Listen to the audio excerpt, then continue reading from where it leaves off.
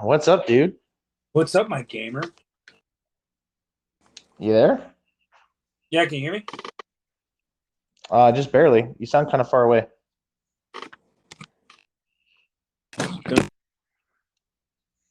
Well, do what you want. It's a free. It's a. What's up? Is that better? Can you hear me? Oh yeah, we're good now. All Oh, right, sick. everybody. Welcome back to Mid Tier Thoughts again. You good? Hello? Can you hear me? Yeah, I can hear you. Okay. All right, everybody. Welcome back to Mid Tier Thoughts. Me and Mike again. Got a doozy of a one today. We're just gonna kind of wing it like always and see how it goes. How you been, man? I've been all right, man. Pretty good. That's How about good. yourself? That's good. Work's going good, man. Just been crazy busy. Um, for those that were listening, I had the opportunity to be on a YouTube channel called Tap Rack Tyler. Dude's an awesome guy. He is doing some really good content.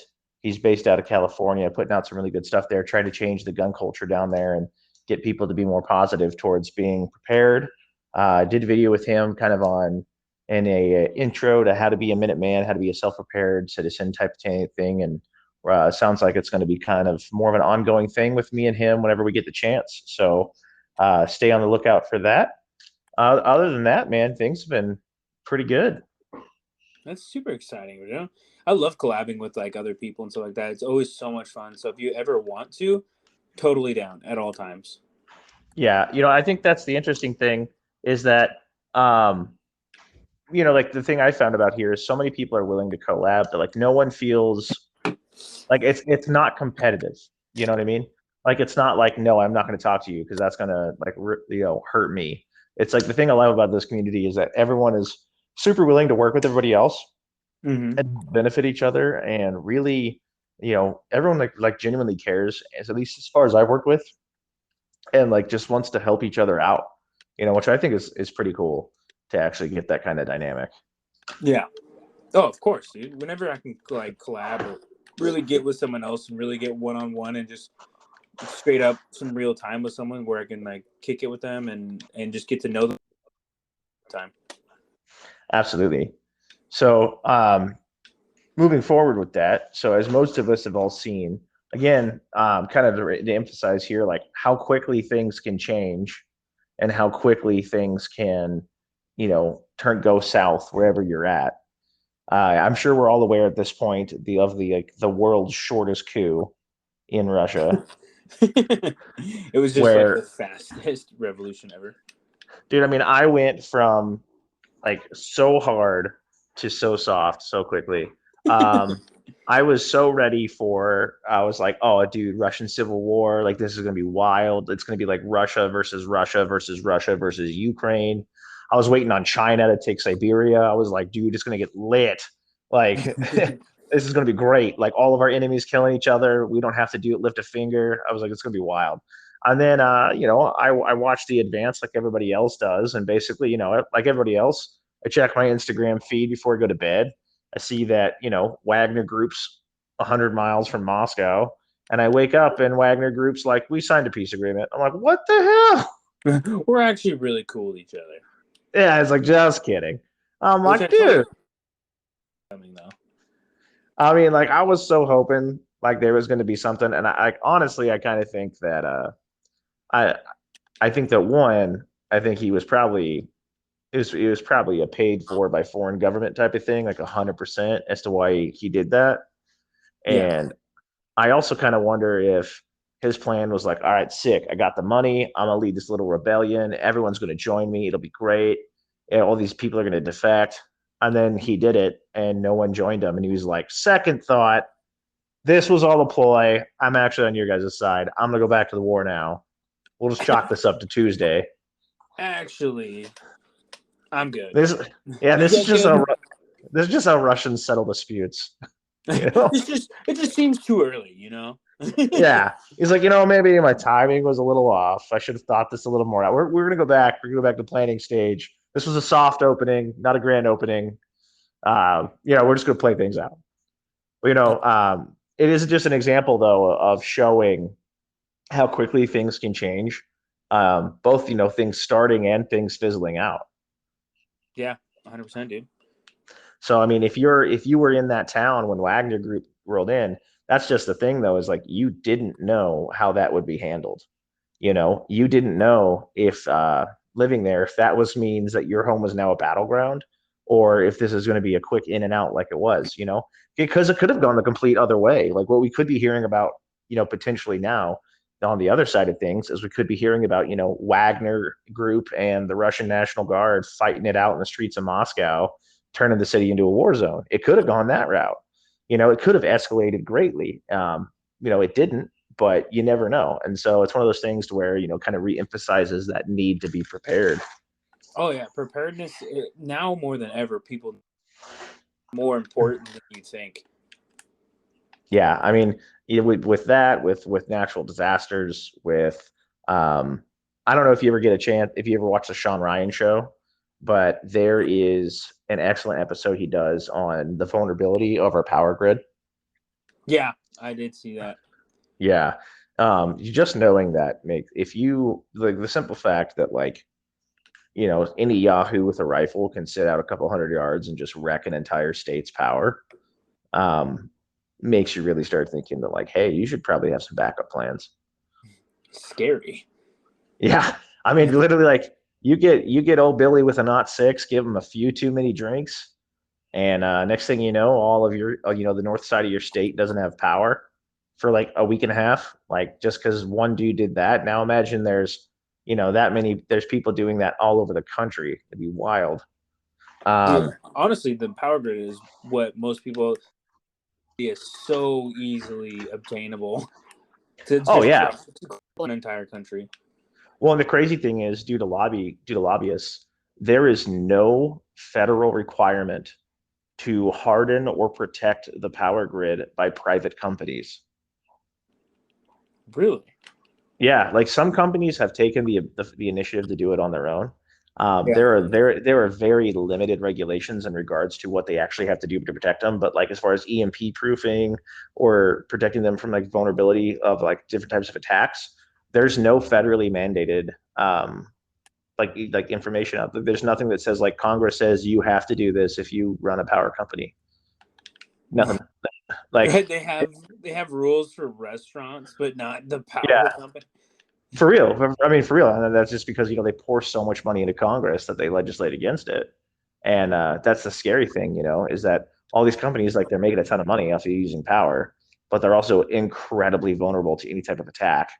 And the biggest thing is it would cost so much money to harden these facilities that they don't see it as worth it. They'd rather take the risk. Yeah. Oh, of course. As long as it And doesn't come out of their pockets.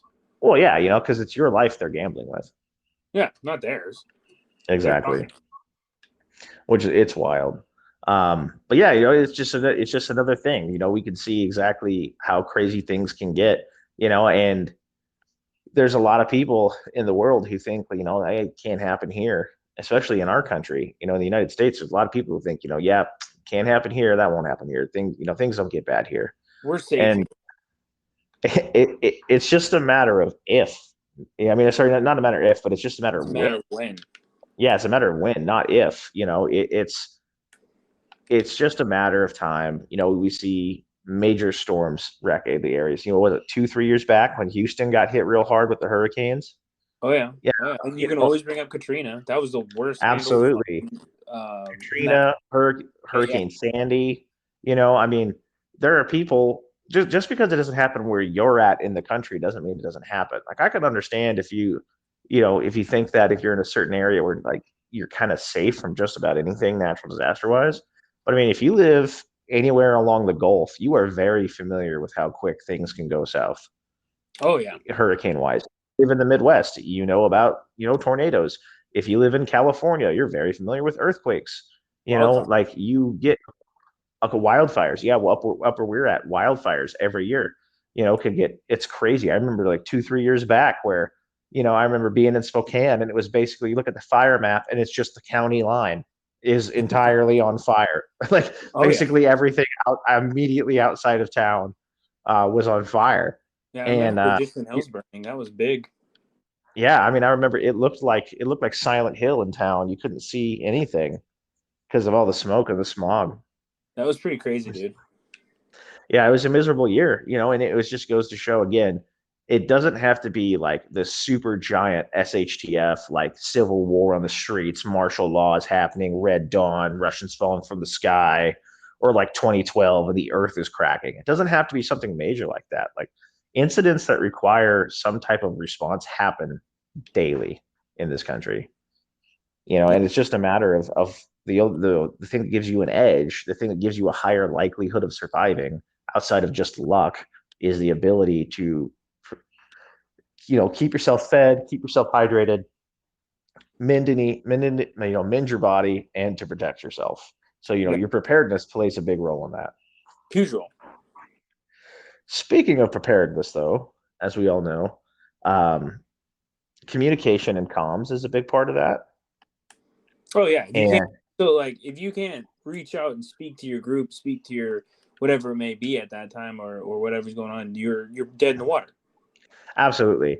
And I know we've talked many times before about like simple ham radios, things like Baofangs and things like this. And um, I just found out, I've watched Risky Krisky's YouTube channel. I know he's had a rough time with some of the people out there when it comes to radios.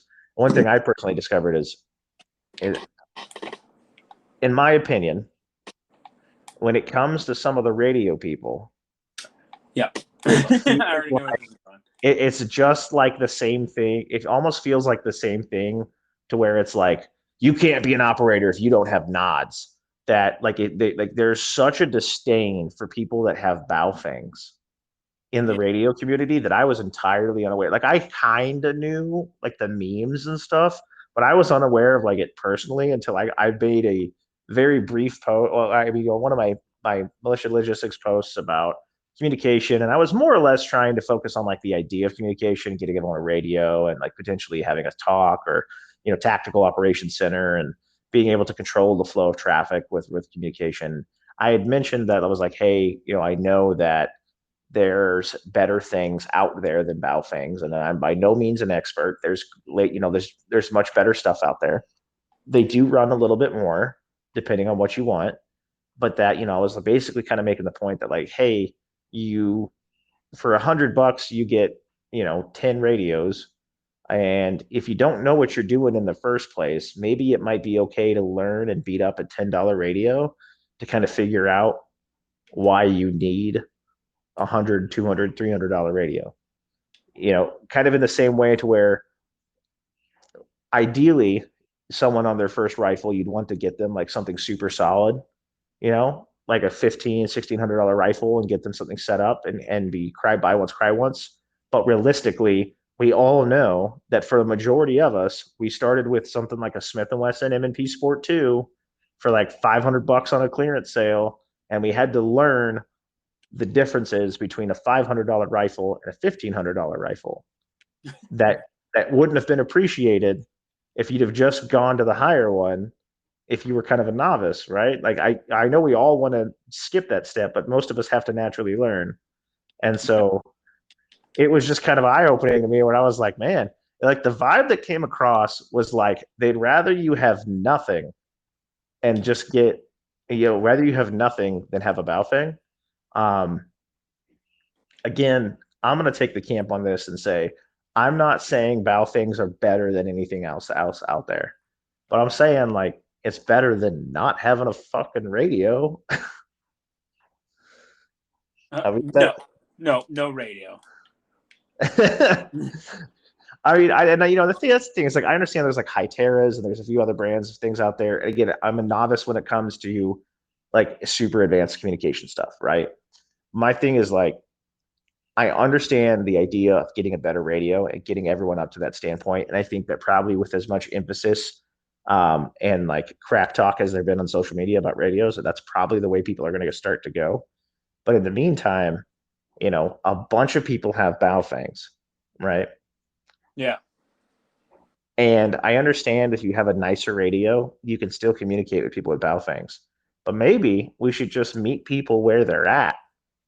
And instead of like trash talking everybody and making them be like, you know what, F you, now I'm going to run a Baofeng even harder. Um, we just, try to figure out like, hey, here's how to do the best with what you have. Just a thought. I don't like that idea. Yeah. I'm a perfectionist. I'm just like, if you're not buying a Daniel Defense first AR-15, you don't deserve to have a gun. Yeah, I see, and that's the thing is, it's like, again, you and I both know from being behind the gun counter, you and I can give that spiel all day long to 10 different people. And you and I both know that out of those 10 people, 9 of them are going to buy a $600 rifle with a cheap $100 red dot, and they're going to have to learn whether or not, what like the differences between that rifle. Most of them aren't going to jump out. Like, I know it's like, to me, it's one of those things where it's like, it's idealistic to say, yes, just go buy once, cry once. It's idealistic to say that, but in reality, most people are not doing that. No. Most people are going, don't most people, when they're getting into something or they're trying to like, okay, I need to get this, are not like, hey, why is the $1,600 rifle so much, what makes it $1,000 better? They're going, hey, I can get what I need at a decent price and it's good enough for what I need to use it for. Oh, 100%. And also, like, you're talking about just getting into it, right? And, like, obviously, if you're just getting into the radio, the communications, things like that, the idea of dropping $1,000 on peak of the line, yeah, if money wasn't an issue, but most of the time people have kids and wives and families and things going on, and they just need something in the meantime to practice. That's a good route. I don't see anything wrong with running a Baofeng. And I will say this, and again, we're probably going to piss off a lot of people in the radio community on this episode for this. We're a bunch of I will, pretentious fucks anyway. Oh, dude, that's the thing that gets me is like, absolutely, like anything in the gun. Like, you remember when we made that post and we were talking about a while back about like the nods guys who were like, if you don't have night vision, you just need to stay back and clean up crap at camp. Like, I don't even want you. It's kind of like that in the radio thing. They're like, if you're not running this super whatever radio with encryption and blah blah blah blah, like you might as well just die when you turn on your radio. Yeah. And my thing is, I listened to Brass Facts had a great video about this. He made a super solid point. He said most of us kind of get in this mentality sometimes that we have to get certain things or certain skill sets or certain things because we think that everybody else is as prepared as we are. And so that's the level that we're at. So we think everyone's better, right? And we have to go up that ladder. When in reality, unless we're fighting like a military force, right? Which technology wise or radio wise, things like this, like the infrastructure that's there is above what we have currently anyway as civilians. If you're generally, more or less against other civilians, you're already ahead of the curve because a majority of the civilians out there aren't even going to have a Baofeng. Yep. Like maybe a pair of walkie-talkies on a boat, and that's about it. So they're not. You're already ahead of the game. And I don't want to discourage anyone from going out there and getting better stuff, right? Absolutely. Like me and Mike are always big on upgrading your kit, like you should with everything else, but also like not just upgrading things because a hype lord said to, or because like that's the cool thing, but like doing your research into it and understanding like what about what you have do you not like. And I know there's a lot of complaints about the Baofengs out there in the radio community about like quality control or certain reliability issues. And I'll just say this, maybe I got lucky, but I've used mine pretty extensively for 6 years. I've ran it pretty hard and pretty rough. In winter camping scenarios where we've gone out for, a couple nights when camped outside in the winter in shelters that we made. Really cold temperatures. I've got it wet. I've done a few other things. Like I've never had an issue with it though. And again, maybe I just got lucky. And I know that like my buddies who wound up getting like the knockoff of the PRC 152s, that's a Baofeng, the big green one, that they've had even better luck, and we've messed around with the aftermarket stuff, like the larger batteries, and the other antennas, and we've used it with repeaters, and we've even done FTXs with other groups, field training exercise with other groups. We've set up a talk to transmit all the radio traffic back and forth with other teams, and everything was Baofeng, and we had no issue. I understand that you run into issues with there's no encryption, or anyone that knows how to do it could begin to radio traffic, or you could hit scan on a Baofeng and look for radio traffic and try to find us, things like that. Mm-hmm. And I think we get into this idea of thinking that that everyone can do that, right? And realistically, the only other people doing that are either us or a above us, like I'm not even near peer, whatever the word would be for like a superior force. A military almost force. Yeah, like a military law enforcement type of force, right? Coming after. So which case hardly even law enforcement. I couldn't imagine law enforcement scanning. I'm thinking more like federal law enforcement. Oh yeah. The like feds. a lot of resources, something like that. Like that's the only thing I could really see. And even then, I just see it as being one of those things to where, as my kind of case study for this, and again, this is just loosely looking at this, we look at Ukraine. We see a lot of different types of radios and usage. Like there's a ton of Baofengs across the board. And then there's also more encrypted radios and other things like this. And basically what they're seeing is that like there's just so much radio traffic coming across that even if you were scanning for it and looking for it, there's just so much activity going on that you can't get it all, Mm-hmm. Like there's just so much going on that you just can't get all of it. And it's like instead of having no communication, they just have too much communication to where you can't really figure out what the hell's going on. It's an overload of information. But I just find it interesting that I think it's one of those things where if you applied it to rifles, right, or to nods or anything else, and you went out, yeah, armor was another one. That's like, yeah, armor's another one. And granted, I do not recommend steel plates by any means, especially with the price that you can get sappy plates at now. There's no excuse at this point to be running steel because you're paying more and getting less out of it. But steel plates are the only thing that I will say I'd rather have no plates than steel plates. Absolutely, 100%. But I was going to say, like, if you run like some, like RMA usually sells, I think they're like level 4 sappy plates. So they're just a little chunky. Level 4 sappy plates for like, I don't know, I think you can get a set of them for under $300, and it's like you can get that, or you can get like some super lightweight, like Premier body armor or some Hescos or something like that, and pay a lot more for them, and yeah, they're lighter and they do the same job a little bit better. But okay, so you're saving a bunch of money and you get a little additional weight, and maybe it's not quite as comfortable, but you for your budget, you're getting what's needed.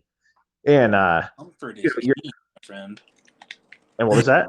I said comfort is key, my friend. Oh, absolutely. But again, everything has trade-offs. And that's my thing is it's like, if you have a group of 10 dudes, you want to start doing radio communication, going out and buying a bulk pack of Baofengs instead of coming up with $2,000 for radios is not a bad way to get started and get the fundamentals down. So that way, once you get the radios, the higher end stuff, you kind of got to understand more about frequency. Like, look, if you hand me and 10 other dudes a radio, odds are most of us just know that, like, hey, once we've got them programmed, push button, talk on radio, right? Yeah.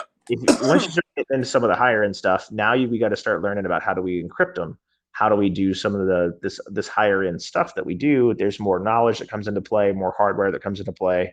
And that's not to include like how many people like, okay, so natural disasters, things like that, right? Yes. I like money, right? I don't like giving money away, right? So yes. When the neighbor is like, oh, we don't have power and I need to stay in communication with the neighbor because, like, let's say there's a flood going through our properties, right? Yeah. I'm not going to give him a $200, $300 radio and say, here you go. Right. And that's the thing is where it's like, it doesn't hurt to have a couple on, even if you are like a high-end radio guy, like just like we've talked about in the past about having like buddy kit, like having maybe some of that stuff you started out with that you still have in the back of your closet. That's not really great, but it's something, to be like, hey, Nate, hey, my buddy is unprepared or whatever. Like, my buddy's got head in the right place, but he didn't get his stuff in time. Here's a buddy kit, right? It's Yeah. the same type of thing. Like when it comes to radios, it's like it wouldn't be a bad idea just to have a couple on hand, or even if something like leave one in the truck, leave one at home. There you go. So Yeah, you I'd way communicate. rather get a Baofeng stolen out of my truck than a fucking $300 radio. Absolutely. Yeah, you steal a Baofeng out of my truck, it's inconvenient. You steal a $300 radio, I'm pissed. Um, but yeah, that's the, I don't know. That's just my kind of radio rant. Is I kind of had my first experience with some of the pretentious people there, and I was like, all right, cool. And it was funny because, like, again, not to be like bitching about social media, but it was just funny because a bunch of people go on there and we're like, okay, yeah, kind of agree. And only one guy that you and I both know personally was like a constructive criticism with it, like, hey man, um, you know, look, Baofengs are okay and they work until they don't, but like, you should always be trying to upgrade your kit. Here's some better options.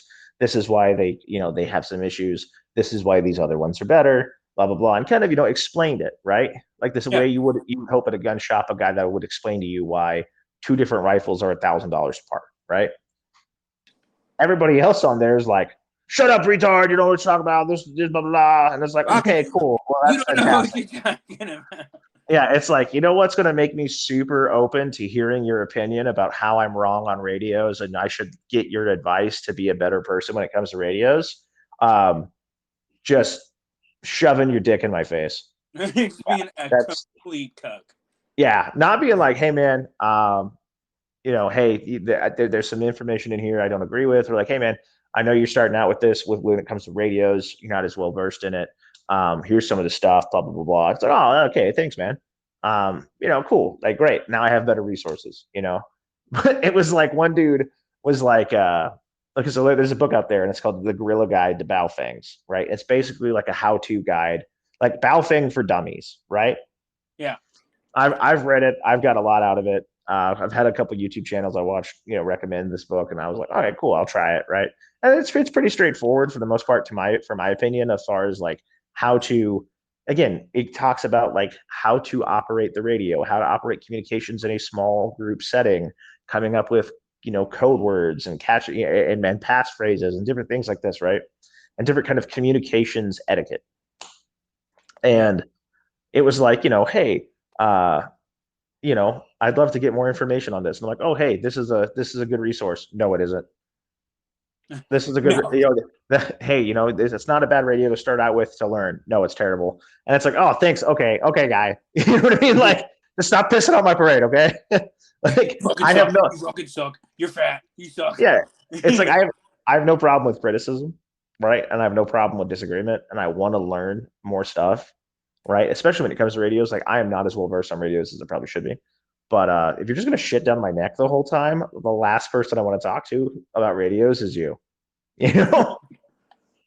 So anyway, moving on from radios, I do find it interesting now that again we've talked about how the gun industry kind of goes in trends and the gun community goes in trends. And remember when like Mark 18s were just super cool? Yeah. And everyone was like, "Oh, I made Mark 18s. If you don't got a Mark 18, you ain't shit." And now everything is like SPRs. Oh yeah, everything's an SPR. Yeah, I just always find it interesting that like you know 2.5, 3 years ago, everyone was like, "Here's my CQB kit. I'm kicking indoors for coronavirus. I'm going to go shoot everything. The zombie apocalypse. 10-3, 10-5, 13-9. I'm ready." Yeah, stay away from me. Yeah, and then they're like, like I got all my tactical kit. I got my plate carrier, everything, blah blah blah. And now everyone's like, "So Recce's a word." So They're like, Recce's pretty cool. now everyone's like, "How much barrel length should I have?" More. Yeah, remember when everyone was like, "Oh, you have an above 12 inches? You lance? What is that, a spear?" I I remember like it's so funny like looking back now and people being like, hey man, like I remember being like a defender of like the M16 and being like, hey man, 20-inch barrel, like 5.56 green tip, what plates, right? Yeah, 55 grain. I'm like, that thing's just sailing right through it. I mean, like that's pretty gnarly. And people are like, nah, dude, what do you do? You do CQB with that? I'm like, well, you mean the Marines did in Fallujah? I'm just saying. I'm like, I'm gonna try to not do CQB if possible. Like that'd be super cool. Yeah. And everyone's like, oh, that's dumb. You're retarded. And so everyone goes to like 10 threes, 10 5s, small 300 blackout PEWs. That's the hotness. And then now everyone's like, if you don't have a 20-inch barrel with like a 2 to 10 glass on there and the ability to shoot 5.56 to 750 yards, are you even an American? Optimum barrel length, powder burn. It's just so funny, like to see how things change like that. Where and so like, but it's you can never stay on top of it, right? Because the minute you get done building an SPR, they're going to come out with something else. They're going to be like, nope, we got to go to 5-inch barrel 9mm sub guns. That's the new thing, guys. Oh well, I heard on this website, on this show or whatever, that actually 5.56 works phenomenally at 3 inches. Yeah, like I love the fact that like and again, I think it has to do with a GWatt thing. I think it is a GWatt thing that during the global war on terror, we see a bunch of dudes like stacking up doing CQB raids and like like in Baghdad or in different parts of Iraq or in compounds in Afghanistan, right? And everyone's like, "Oh, dude, I want to be like my favorite insert operator here," and I've got this 10-3 or this 10-5 built out, super sick. It's basically this Mark 18 clone, like the Navy SEALs used it, dog. Look, I've took this rifle and made it into I've took this AR pistol and that's supposed to be really light and handy, and I've put so much crap on it. It's actually heavier than my G3. Impossible.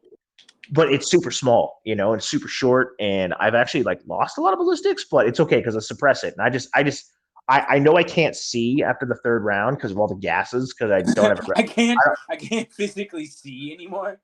I'm basically Helen Keller after a full mag, but I mean like Navy SEAL though, And now that the GWatt's over and everyone's like, huh, maybe I'm not going to be kicking indoors as much as I thought. And maybe I just need like a chest rig, a long barrel, some glass, and just stay away from people. Yeah. It's funny how people all of a sudden are like, oh, when I'm fighting other combatants that are halfway decent, I could die too. Yeah.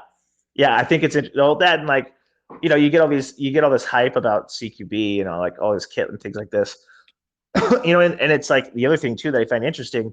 When Mark 18s were the big thing, the hype was on tactical kit being set up as just direct action gear, like plate carrier with your 3 mags up front, a radio tourniquet, maybe some spare mags on the side, your belt, your battle belt all tricked out, right, ready to go. And basically everyone had 7 mags, a pistol with 2 mags, a few extra small things, and most people didn't even have water. Right? They were going to hit the building, CQB, and dip out. That was the cool thing. Yeah. And then the GWatt got over, and people were like, oh, so I might not have like immediate support. Huh. I'm not going to be in a GWatt. Maybe I need like a kit that has sustainment. And then it became like, okay, now we need, 3-day packs or week-long packs, patrol packs. Now I need a chest rig because, now my chest rig needs to not just be full of magazines. It needs water, food, medical supplies, sustainment kit. And now people are starting to get back in towards that side. And I just think it's interesting to see like how the culture changes and how the trends change and everyone changes with it and just like forgets about previously, like everyone acts like they were always this way. I've always thought Mark 12s were like super dope and we should just do those. Like you were the same guy who said if it's over 10.5, like it ain't shit. So I'm confused. I don't want to hear it. Yeah. I just think I always find it interesting to see how people shift with that and then how the rest of the industry shifts with that and how people just, people are like, oh, chest rigs are fantastic. We've always said chest rigs are fantastic. Like you're the same guy that 6 years ago said, if you don't have armor, you're going to die, and now you're the guy 6 years later who's like, you don't need armor. That's gay.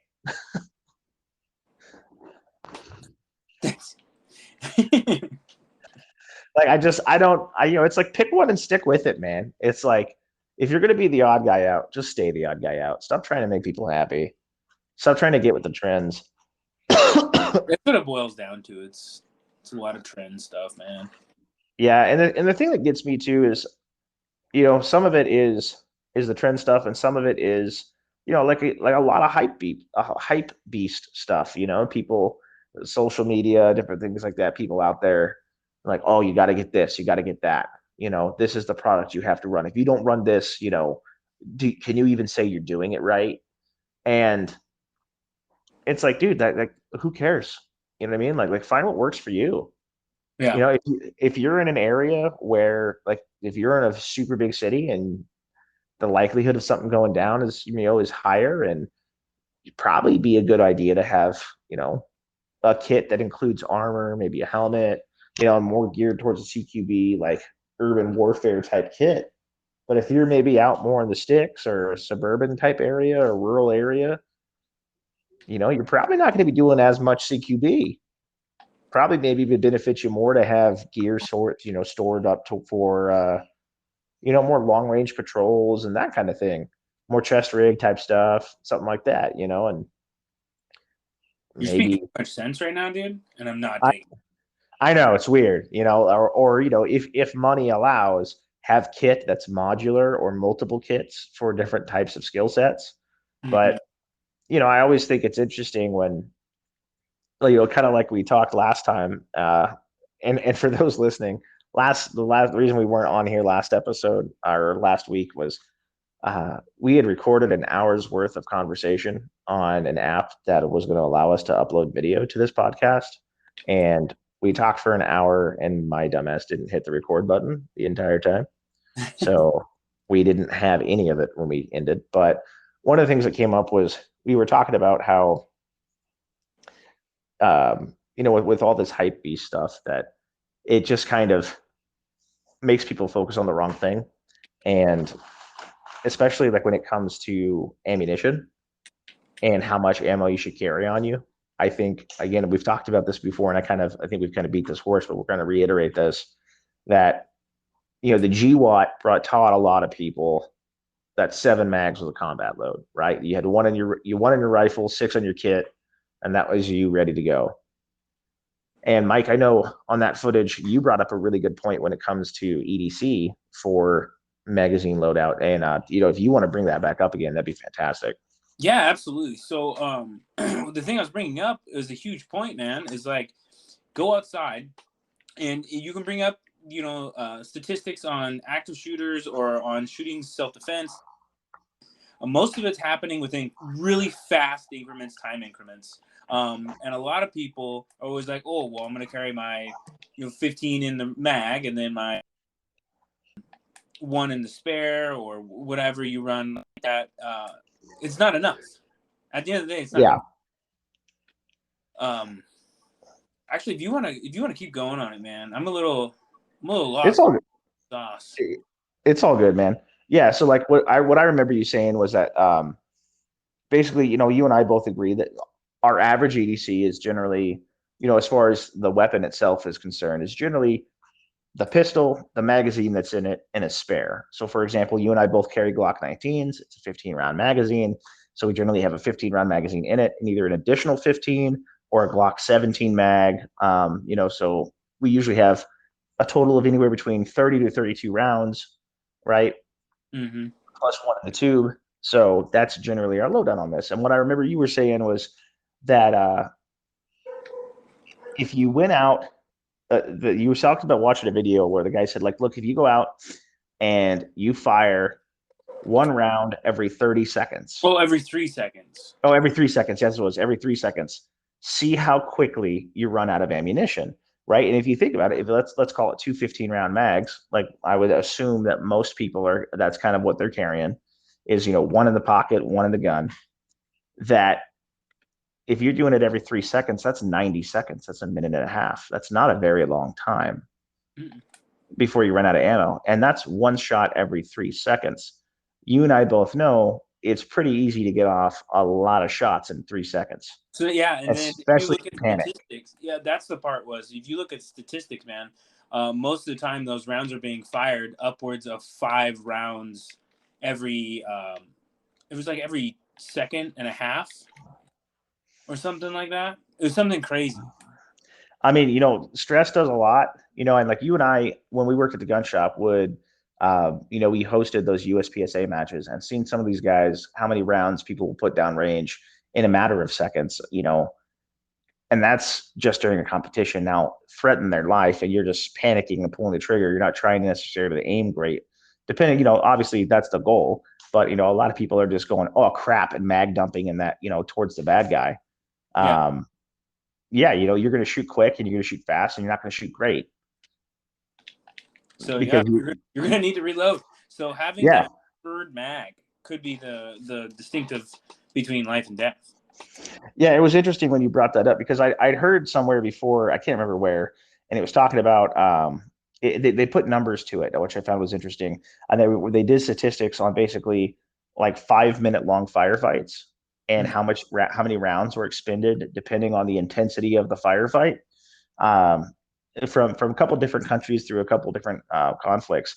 And basically what it boiled down to real quick was even your combat load, depending on how intense the fighting is how much moving you're doing, you go through ammo insanely quick. Like let's just take the rifle side, right?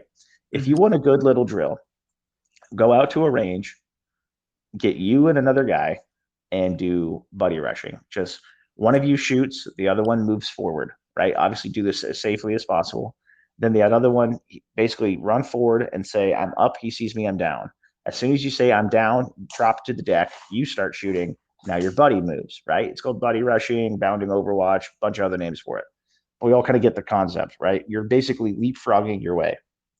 Just do it for 50 yards. See how quickly you go through ammo. See how many rounds you've expended by the time you get to the other side. Because the goal of this is suppressing fire, right? It's not incredibly accurate fire. The idea is just keeping the enemy's head down. So he has to play whack-a-mole with you and your buddy between, he's basically the idea is when you say I'm up, he sees me, I'm down. That's how much time it takes for him to go from pointing at your buddy to turn his rifle over to you. And then you hit the deck and your buddy pops up. And he's trying to me also at the same time not get shot himself. So he might be ducking his head down and you're trying to get to him. So if you're one of these guys who's like, oh, I just got the 3 mags and the plate carrier type of dude, that's not going to be enough, man. Because, you're going to go through quite a bit. I would safely guess that anyone doing that the first time is going to have to do at least 1, if not 2 reloads to get to that easily.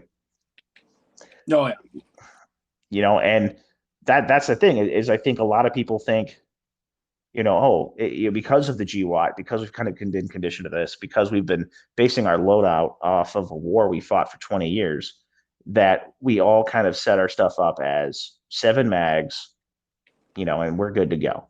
And when you look at any of these conflicts that involve people who I think you need to, if you want to model yourself after anybody, you need to start finding military units that were designed to be on their own for long periods of time, because that's, I think, a more realistic scenario for the civilian side, because that they were people who, even though there was a multi-billion-dollar, supply chain behind them, they didn't have access to it. So they had to bring everything on their body with them. And if you look at someone like the long-range reconnaissance patrol guys in Vietnam,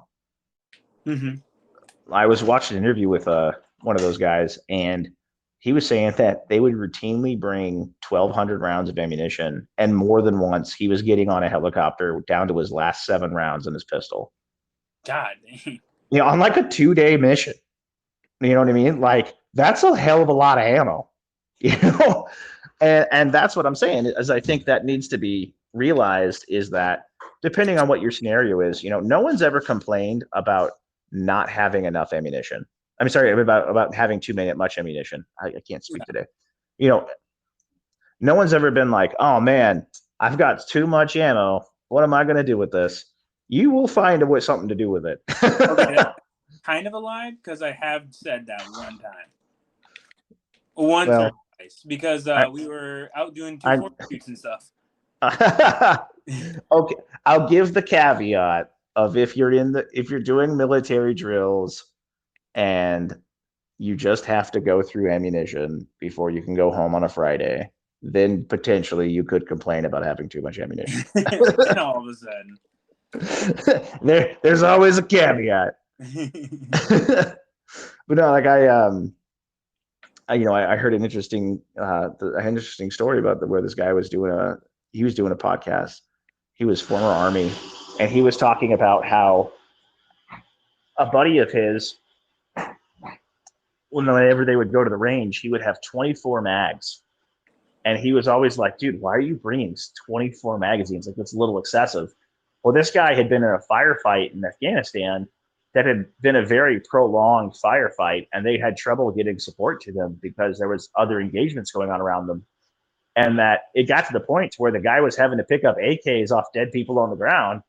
And he made it through this, and he basically told this guy, after that, I promised myself I'd never run out of ammunition again. So homie's packing 24 mags at this point, which I think, if my math's correct, that's 720 rounds. Something like that. Yeah. So okay, more power.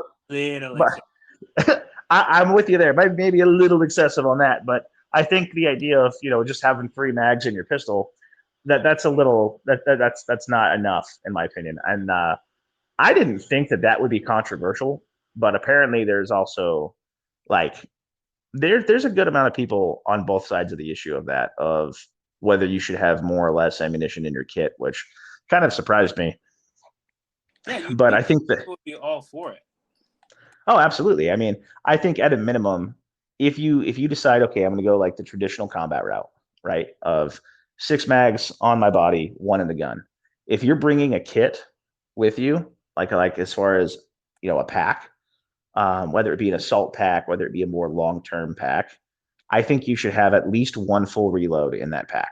So if you're carrying 6 mags plus 1 in the gun, you should have at least 7, mags in the pack, or the loose ammunition to which you can reload into that, however you want to do it. But like my Alice pack, I have the large frame Alice pack, and on the back it actually has slots for magazines. And so I have 6 magazines in there that just stay with the pack all the time, in addition to whatever ammunition I add to it. Because again, if you do any type of like shoot and move or anything type of that, or you get into more than one engagement, we don't have anybody running us ammo. Yeah. I can't call up air support and have a Huey come in and drop off a bunch of ammo resupply at my LZ, or have a convoy en route. At best, I might have someone be able to run back to whatever position we have and grab an ammo can. Hopefully, like that's big maybe. Like that's an ideal situation. So yeah. But yeah, it's just, I don't know. It's just one of those things where I just kind of surprised at how many issues and how many contentious issues there were in the gun community, in this type of sphere. And I think that we really are our own worst enemy when it comes to this type of stuff. There's a lot of people, there's a lot of really awesome people, like we talked about in the beginning, collabing with people that are, even if you don't necessarily know what they're about, they're totally willing to help you. They want you to learn. They want to better the community. They want people to get better. And then there's a lot of people who, I don't know, they just got like this kind of like, I've got the biggest dick in the room kind of attitude about it. And they don't want to see other people prosper. They don't want to help. It's endangering for them if people learn how to do it. Yeah, exactly. I mean, it's kind of like going back to the radios thing. Like when people say like you have to have a ham radio license to operate a Baofeng, you don't. There are plenty of frequencies. There are frequencies you can listen in on. There are frequencies you can transmit on without a license. There are other ones that you absolutely need to have a license for, and other ones that you cannot transmit on, period. There's this old man. I was talking about running radios and stuff like that. And there's this old man that actually had a problem with it. He's like, you need to go get a license to do that. and da da da. And I looked at him dead in his face. And I just told him to eat my ass. And I don't think people don't understand that you can't talk to people in certain types of ways. I don't know. Not very many people are getting their teeth knocked in nowadays, I think. Yeah. Well, I mean, these are the same people that say you need a ham radio license for that are the same kind of people that are like, you got to have a class 3 license to buy a suppressor. And you're like, that's not a thing or how that works. So, yeah, I don't know. I think there's a lot of great people out there. I think we've had some great people on the show. For example, Boogeyman Actual, the Man with Green Eyes, my collab with Taprack Tyler. There's been some great people out there. And there's some awesome people who are putting out great information.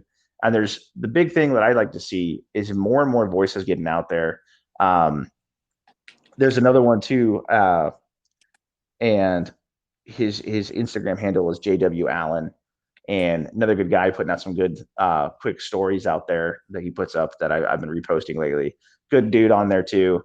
And again, like I'm totally about getting good information out there. And if you got a smaller channel but you're putting out solid stuff, like I want to promote that. I want you to get your word out. And I don't look at this as like a competitive thing. I don't see it as you taking food out of my mouth, right? I don't know, call me an idealist, but for me, it's not about the money. Like the money, if there's money involved in this, it's be super dope, right? I'm not going to turn it down, but that's not what this was ever about. This was about, getting thoughts and ideas out there and just being honest with people and just, saying what I have to say. And if you don't like it, well, there's a door. But apparently enough of you do to keep coming back. So, but yeah. Enough. With that too, I gotta say, like the guys, you guys that keep coming back and listening to us, I'm super humbled by that. It's always super awesome. Like I check the analytics once or twice a week to kind of see how the channel is doing, and the amount of growth that we've had, and the amount of people that keep coming back and listening to it. I'm always amazed. I'm always stunned at the fact that you guys take time out of your day to listen to us. I greatly appreciate it. It just, again, it's very humbling to see that, people listen to our opinions and like to hear what we have to say. Yeah, I'm not humbled at all. You guys suck. You guys are trash. We should be at 5,000 people right now. This is garbage. You guys are the worst fans ever. He's like, I should have quit my job already. I should be living in Tahiti. This is bullshit. That's the first time I do, guys. I'm not going to lie to you. All right? Quitting my job. Oh, dude, if this ever kicked off to like, again, the very wishful thinking, but if this ever got to a point where it was like Joe Rogan type crap, like, dude, quitting my job, hands down. Oh yeah, I will. This will be my job. And you can bet your sweet ass, the biggest sellout. You're looking at him right here. You're gonna go all the crap we just talked about, like all the radio stuff. We're gonna wind up getting a radio sponsor. And we're like, Baofengs are ass. Everyone has to go buy the brand new amazing radio. If you don't run it, you ain't crap. Oh, 100%. We're gonna be sitting here day one being like, yeah, so I have dual nods. Don't ask how. But if you don't have dual nods, then you're not an operator, and I hate you. You're actual garbage.